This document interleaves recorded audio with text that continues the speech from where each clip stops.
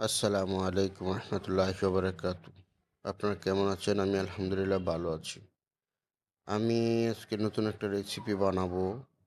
আমি রেসিপির সবগুলো উপকরণই মোটামুটি তেল দিয়ে ভেজে নিয়েছি, হালকা তেল দিয়ে। প্রথমে পেঁয়াজটি ভেজে নিয়েছি, তারপরে শুকনো মরিচের পাপড়ি দিয়েছি, মিক্সড করে নিচ্ছি।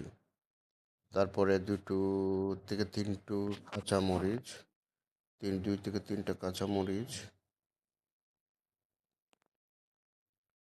কাঁচামরিচ দেওয়ার পরে ধনিয়া পাতা, এর মধ্যে আলু আছে, তারপর রসুন আছে, বেগুন আছে, আর টমেটো আছে।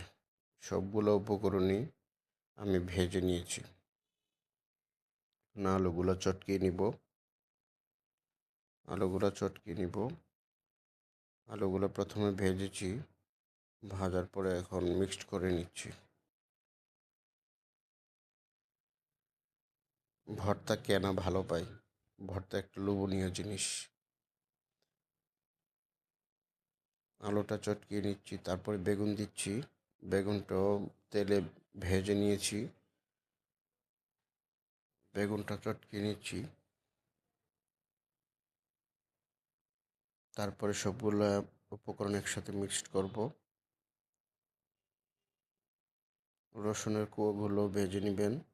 একটু গার্লিক ঘ্রাণ আসবে, ফ্লেভারটা খুব ভালো লাগবে। এখন দিতেছি টমেটো। টমেটোটাও ভেজে নিয়েছি। সবগুলা উপকরণ চটকানোর পরে সবগুলো একসাথে মিক্সড করে ফেলব।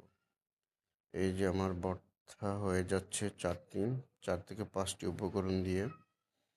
খুব মজার ফ্লেভার পাচ্ছি আমি। আশা করি সেহরিতে সবাই খুব মজা করে খাবে। পরিমাণ মতো লবণও দিয়ে দিচ্ছি। লবণ আমি আগেও দিয়েছি, সবগুলোতেই ভাজার সময় একটু একটু দিয়েছি, তাই এখন একটু লবণটা দেওয়া হয়েছে। তারপর সরিষার তেল দিয়ে ভেজে নেবেন। সরিষার তেল দিয়ে মিক্সড করে নেবেন। তারপরে সুন্দরভাবে পরিবেশন করে নেবেন। সুন্দর করে একটা বাটিতে উঠিয়ে, ওয়াও, সেই মজার ফ্লেভার! মাশাল্লাহ, মাশাল্লাহ। আপনারা সবাই ভালো থাকবেন।